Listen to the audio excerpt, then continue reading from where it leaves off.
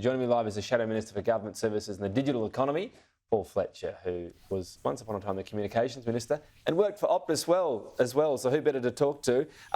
What have you made of Optus and I guess the handling of this? No plans for compensation, apparently a reward for loyalty. Is this approach going to go down well and is it a fair one?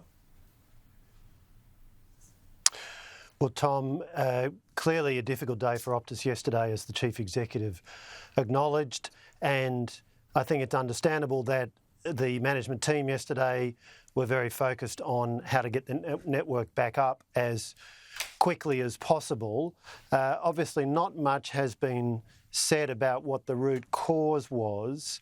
Optus did make some comments to other participants, industry participants that were reported in the industry press as saying that this was a problem with so-called route reflectors. Now, I'm a lawyer and a politician, not an engineer, but my rough decoding of that is that the telecommunications network works on internet protocol, so all the voice and data is transmitted as internet traffic. That goes over routers made by well-known companies like Cisco and others. And those routers, as the name suggests, route the traffic to other points within the network of an individual company like Optus, but more importantly, to other telcos, both domestically and internationally. The role of a route reflector is to speed up that process.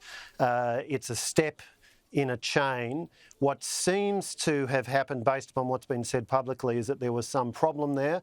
I don't know what the problem was, but what can happen is when an engineer is uploading a routing table to a router, if there's an error there, because the volumes of traffic that are being moved across the network are so huge, that error can cascade quite quickly. The volumes of traffic can bank up, and then you start to get automatic failures or shutdowns in routers.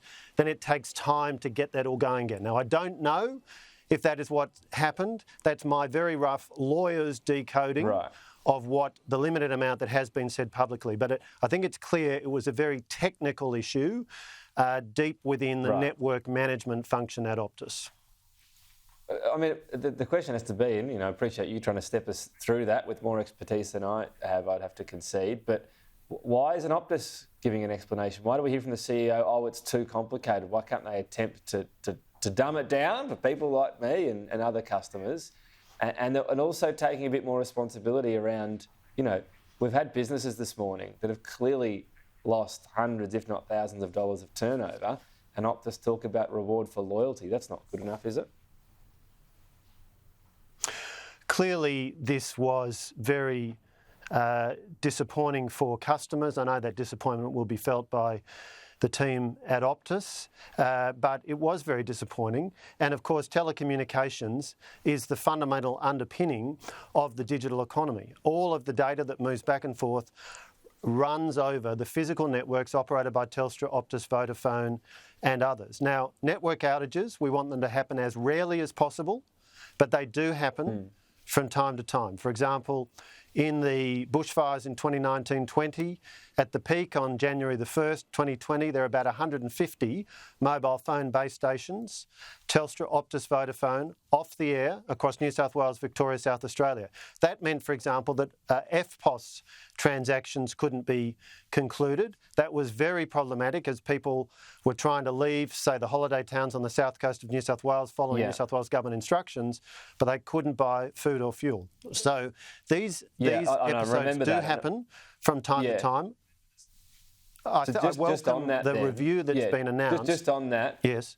If I can just jump in, just on that, one of the solutions being put forward is we need more scope to be able to do roaming, so that in this situation, automatically, if one network's down, if the Optus network's down, that Optus phone would jump onto the Telstra one or whatever other one was happening at that time. That these outages do happen. Telstra had one last year, I think, that was a similar length, but happened all through the early hours and wasn't as widespread. Is that something that needs to be looked at? Another example, for example, vulnerability? Yeah.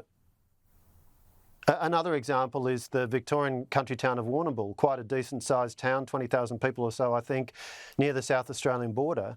There was a fire at the Telstra Exchange. This is going back, I think, 4 or 5 years. There was a fire at the Telstra Exchange and services were interrupted for some months. Now, there were some workarounds, but it had a very significant impact. There are around the country a number of areas where the physical network connectivity, there's only one backbone fibre. Now, there's fewer of those places than there used to be, but there are still some. Because our economy and our society has changed so much in just 10 or 20 years, we rely so much on the digital economy. Many of us are now operating on a cashless basis and so on, but all of this ultimately depends upon the physical networks. Now, by the way, on the question of whether roaming would have solved this, I doubt that it would, because this was a problem, again, at the core of the network and the routers which direct where the traffic goes, if my interpretation of what the company has said publicly Well, if it's right. Yeah, but the question still goes to if it can help in another way. You know, the more backups we have, the better. Look, we'll discuss that, I'm sure. So backups are very important. And by the way... Yeah, indeed. And one of the areas which has real potential is low Earth orbiting satellites. And we have seen some of the telcos, including Optus, announce potential and I think actual deals with some of the low Earth orbiting satellite operators. That could be a game changer for Australia because still nearly 70% of our landmass does not have terrestrial mobile coverage. If we get to a point where with your ordinary mobile phone, you can be sending and receiving text messages and even voice calls when you're in the outback, that will be hugely important. It will save lives. And the indications that I've had from the telco sector are that that does look like a real prospect. So while it's natural that we focus on a pretty serious network outage, it is worth remembering that there's some good progress being made as well. Yeah, I know. Well, that sort of aspect of covering internet has been around for a while, so I guess it gets easier, it gets cheaper is the hope. Just finally and briefly, already talked that Optus could lose contracts out of this, government ones. Would that be a fair enough response? Are they unreliable after first the big hack and then this? The point I'd make is we've got competition in telecommunications. We have 3 separate mobile networks, Telstra, Optus, TPG, Vodafone. You know, going back 30 years, we had a government-owned monopoly. If you wanted a new service on, you had to wait often 3 months or more. Now people have choice. That's good. And it also means physical redundancy. So if we had only one network and that had failed, that would have been very serious. The fact was people were able to use other networks. But yes, in the marketplace, people have choice. And that was a deliberate policy intention of both Labor and Liberal parties in the 90s. And that does give people options now. Paul Fletcher, appreciate your time. Thank you.